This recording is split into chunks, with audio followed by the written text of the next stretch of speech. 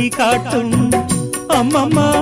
என்னைத்தான் ஆசைகளில் நீராட்டும் எனக்கும் உனக்கும் இருக்கும் நெருக்கம் இளமை தொடங்கி முதுமை வரைக்கும்